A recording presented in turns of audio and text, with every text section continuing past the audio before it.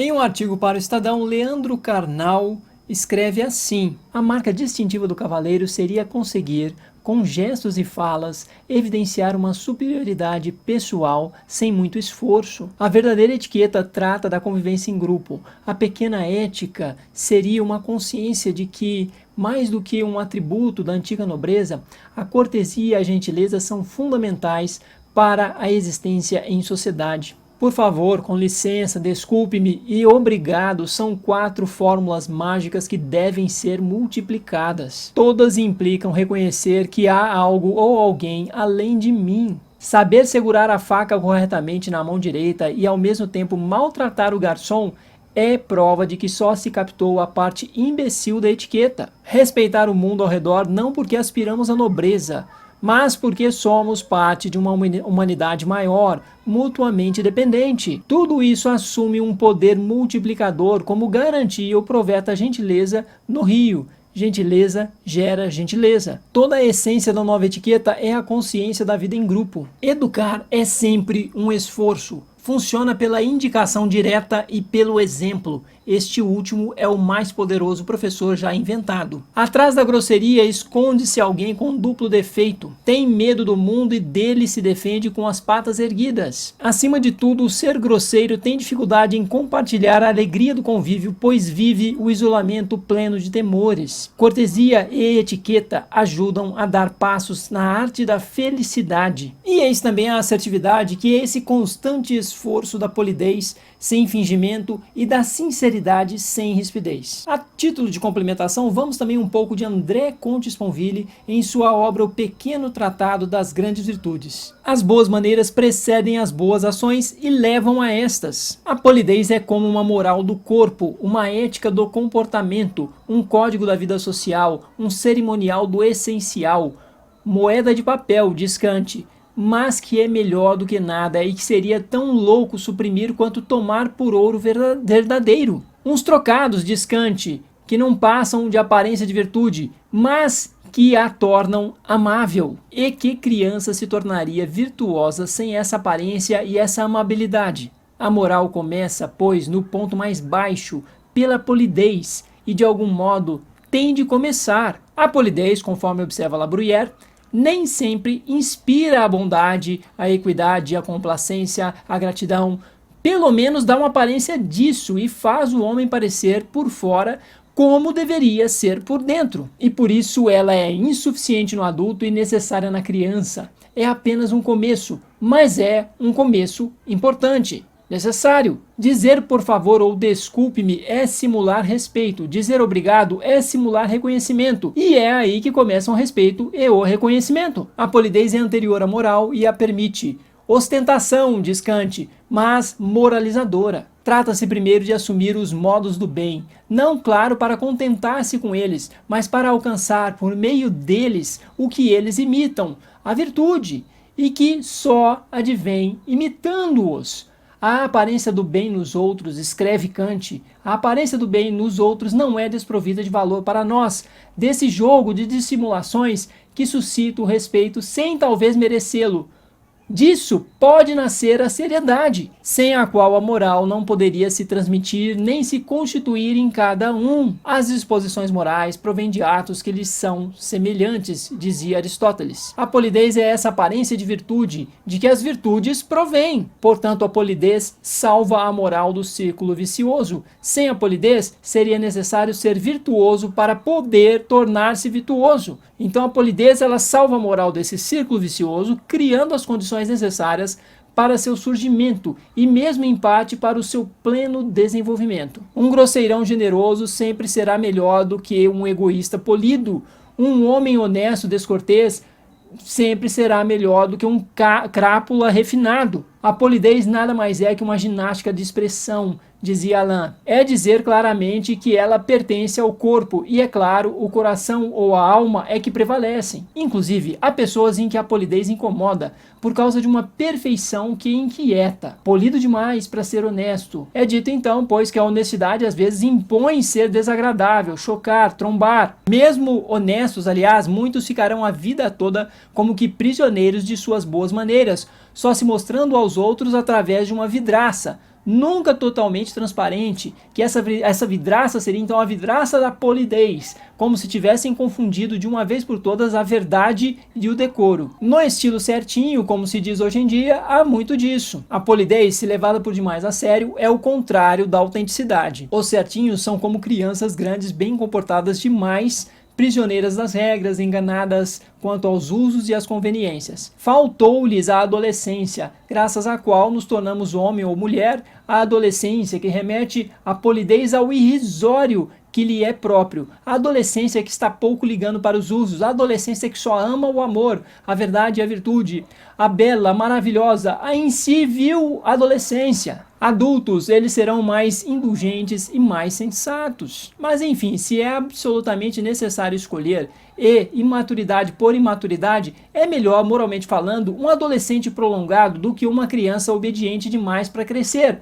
É melhor ser honesto demais para ser polido do que polido demais para ser honesto. O saber viver não é a vida, a polidez não é a moral, mas não quer dizer que não seja nada. A polidez é uma pequena coisa que prepara grandes coisas. É um ritual, mas sem Deus. É um cerimonial, mas sem culto. É uma etiqueta, mas sem monarca. E eu quero muito rapidamente também remeter a uma frase de Emily Brontë. A frase é assim: se a mais vil das criaturas me esbofeteasse, eu não lhe retribuiria a ofensa, mas lhe pediria perdão por havê-la provocado. Em uma única frase, nessa frase, Emily Brontë me ensinou muitas coisas. Se não me ensinou literalmente, me sensibilizou para que eu me abrisse para novos aprendizados. E esses aprendizados têm sido muito valiosos para mim já há alguns anos. Essa frase de Emily Brontë chama a atenção para uma questão fundamental em termos de interações humanas. Quais são as melhores formas para resolvermos nossos conflitos interpessoais e qual é o papel da assertividade nisso tudo? Etimologicamente, o termo assertividade remete à asserção. Quem profere asserções, profere afirmações. O termo assertividade é muito utilizado no sentido daqueles que conseguem se expressar com clareza, firmeza, convicção. A assertividade é uma forma de comunicar-se de modo eficaz. A pessoa vai lá, fala de modo fluente, fala do modo que acaba convencendo muitas pessoas e muitos acabam se referindo a isso como um discurso assertivo. Foi bastante assertivo. Contudo, para a psicologia, esse termo, assertividade, tem um significado específico, um significado especial. A assertividade, para a psicologia, diz respeito à capacidade de se comunicar de modo transparente e integral, conseguindo fazer com que seu interlocutor seja capaz de ouvir sem muitas barreiras ou defesas. É fazer com que o outro ouça, é fazer com que o outro se coloque disponível para ouvir, é de alguma forma conseguir cativar a audiência do outro. É um modo de comunicação eficaz porque permite a fala e a escuta numa interação eminentemente empática. Então, para facilitar aqui a compreensão de vocês de um modo mais ágil, mais breve, eu diria que essa atividade está relacionada à capacidade de ser sincero sem ser ríspido e de ser polido sem ser fingido, conforme já enunciei anteriormente. Comunicações assertivas são comunicações transparentes, sinceras, claras, porém extremamente empenhadas em serem isentas de acusações, de hostilizações. É conseguir se comunicar, então, de forma transparente, sincera e polida, sem agredir, sem ser ríspido. O objetivo da assertividade, então, é a compreensão mútua e até mesmo alguns níveis de conciliação. É uma forma de comunicação não violenta, é pacifista, mas não é passiva, já que é transparente e sincera. É um tipo de comunicação que coloca as cartas na mesa, mas com polidez, com muito jeito, e por que não dizer que muitas vezes com amor, coloca tudo isso, é capaz de fazer, de comunicar tudo o que está acontecendo, o que está sentindo, até mesmo com amor. E surge então uma questão importante, que é a seguinte: como ser sincero sem ser ríspido e ser polido sem ser fingido?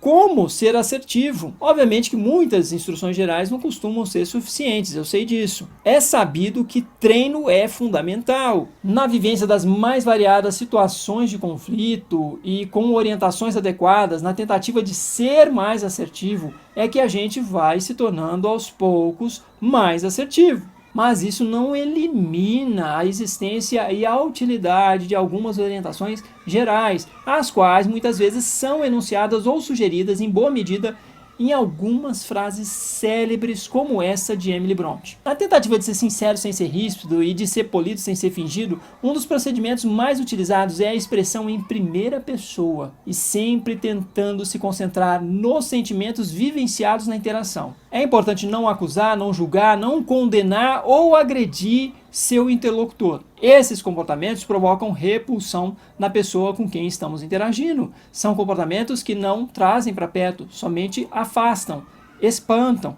Esses comportamentos fazem com que as pessoas se armem, não aproximam, não permitem a escuta, a compreensão mútua. Vamos então a alguns exemplos. Vamos pegar um caso de uma pessoa que disse para o seu cônjuge que estava no escritório e não estava, e depois a pessoa ficou sabendo que era uma mentira, aquela coisa toda. Uma forma de expressão muito comum, muito utilizada por muitas pessoas e pouco assertiva, porque é acusatória, é mais ou menos a seguinte: você é um sem vergonha de mentiroso, você não vale nada. Uma forma mais assertiva para isso seria: você disse que estava no escritório e depois fiquei sabendo que não estava. Fiquei muitíssimo triste e irritado com seu comportamento por não ter me falado a verdade. Caso 2. A maneira como você me compara a seu pai é cruel e ridícula. Vamos então para uma forma mais assertiva. Quando você me compara com seu pai, eu me sinto muito desvalorizado, preterido. Caso 3. Numa tentativa de desqualificar, humilhando, alguém pode, de modo pouco assertivo, assim se expressar: para você nunca nada tá bom, ninguém te tolera, ninguém aguenta conviver com você. Uma forma mais assertiva seria mais ou menos assim: você ontem disse que não me dedico às crianças. Fiquei muitíssimo chateado com isso, pois nos últimos 10 dias de férias me dediquei quase que integralmente a elas. Algumas pessoas irão logo se precipitar e vão afirmar que no caso 1, a pessoa, em tese a pessoa assertiva, estaria passando a mão na cabeça de um safado, por exemplo. Entretanto, uma postura menos assertiva e mais agressiva somente vai fazer sentido se houver plena convicção da necessidade de um rompimento, de uma ruptura na relação. Outras pessoas também costumam estranhar bastante a frase de Emily Brontë e afirmam que dessa maneira você pode simplesmente somente gratificar o comportamento agressivo da outra pessoa, já que estaria se rebaixando frente a um ato claro de violência, o qual deveria na verdade ser combatido também com o uso da força. Mas tem o seguinte: ao demonstrar para o agressor que de alguma forma compreendemos sua impulsividade, a sua irritação, nós temos muitas vezes a oportunidade de quebrar com um ciclo de agressões mútuas com diversos danos em potencial. Temos, por meio da empatia, a oportunidade de fazer com que o agressor observe seus próprios comportamentos. Esse procedimento costuma ser chamado de reflexão de sentimentos. Funciona como se a gente estivesse colocando um espelho na frente do agressor, com o qual ele tem a oportunidade de se observar melhor, de observar melhor seus próprios comportamentos e talvez os possíveis danos relacionados a esses comportamentos. Fora o fato de que o ato de se desculpar nesses contextos não diz respeito a assumir por completo que estamos errados em um determinado conflito. Diz respeito somente a você se colocar de uma determinada maneira que faça com a reflexão de sentimentos, que você estabeleça a empatia com o outro. Então, assim, me desculpe se você se irritou, se magoou, não era a minha intenção. Você não está dizendo que o outro está correto no que ele fez, na agressão que ele cometeu, de forma alguma. Essa agressão, obviamente, não foi correta e certamente vai ter um momento mais propício para que isso seja dito, ou para que o próprio agressor, com a manifestação da nossa empatia, que ele mesmo venha a perceber que agiu de modo errado. É lugar comum, mas não custa reiterar. Violência gera violência. Gentileza gera entendimento, compreensão, consciência. Portanto, mais gentileza. E cada vez eu venho me convencendo mais de uma coisa: sempre diante de interações mais turbulentas, vale mais a pena reagir com tristeza e ponderação do que reagir com agressividade ou violência.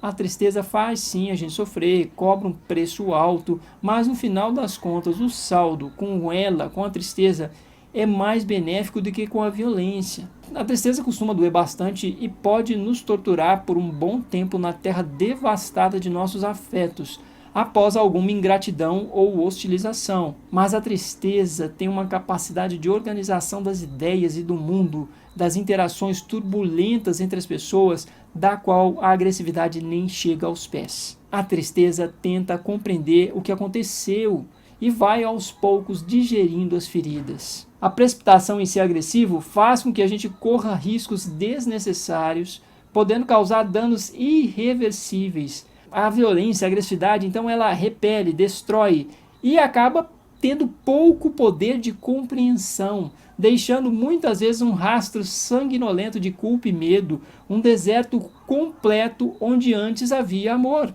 A tristeza semeia a cura e a violência só sabe semear a morte. Sei que é preciso morrer, mas não todo dia. E sinceramente, um mundo em que as pessoas se destroem constantemente umas às outras não é um mundo no qual eu quero habitar, não é um mundo o qual eu quero ajudar a construir. Acho fundamental deixar que a tristeza faça seu trabalho de botar as coisas no seu devido lugar, para depois a gente poder mostrar ao outro as razões da própria tristeza. A violência fecha muitas oportunidades e janelas para o amor e para a vida. A tristeza, por outro lado, é um movimento de se fechar em si mesmo que deixa muitas boas janelas abertas.